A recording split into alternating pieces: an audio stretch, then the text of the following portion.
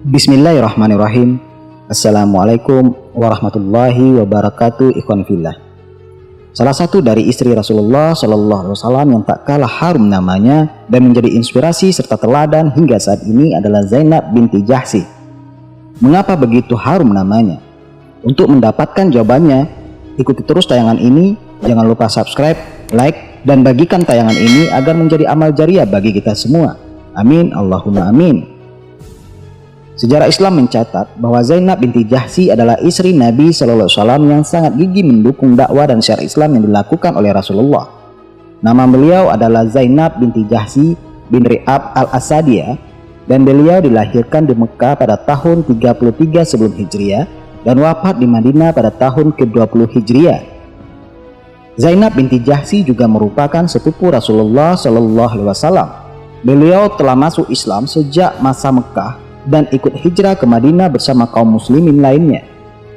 Pernikahan beliau dengan Rasulullah pun merupakan perintah langsung dari Allah Subhanahu wa Ta'ala. Zainab diketahui merupakan mantan istri dari anak angkat Rasulullah, yaitu Zaid bin Haritsah. Namun sayangnya pernikahan Zainab dengan Zaid ini tak diiringi dengan keharmonisan hingga Zaid kerap berkonsultasi ke Rasulullah untuk menceraikan istrinya. Meski Rasulullah sempat melarang itu, namun akhirnya Rasulullah mengizinkan Zaid menceraikannya setelah turun wahyu Allah atas perceraian, sekaligus sah bagi seorang ayah angkat mengambil istri dari mantan istri anaknya. Setelah bercerai dengan Zaid, Rasulullah kemudian memerintahkan Zaid untuk melamar Zainab untuk dirinya. Maka pernikahan atas perintah Allah itu pun berlangsung dengan memberikan sedekah dari Rasulullah kepada Zainab sebesar 400 dirham. Dalam aktivitas sehari-hari, Zainab merupakan seorang yang pandai dalam memproduksi sesuatu, seperti menyamak kulit atau melakukan produksi di bidang kerajinan tangan. Dari hasil produksi tangannya, beliau mendapatkan rezeki dan kemudian kerap menyisihkan rezekinya tersebut kepada fakir miskin.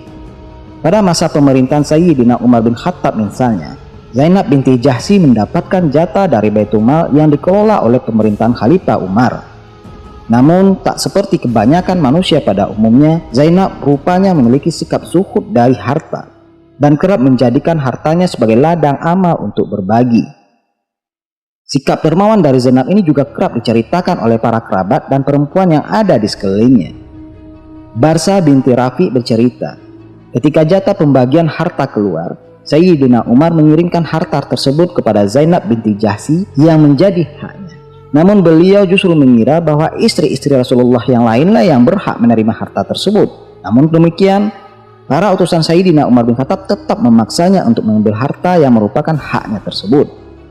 Akhirnya Zainab mengambil secari kain dan mengantongi harta miliknya itu dan memberikannya kepada Barzah binti Rafi sekantong dirham.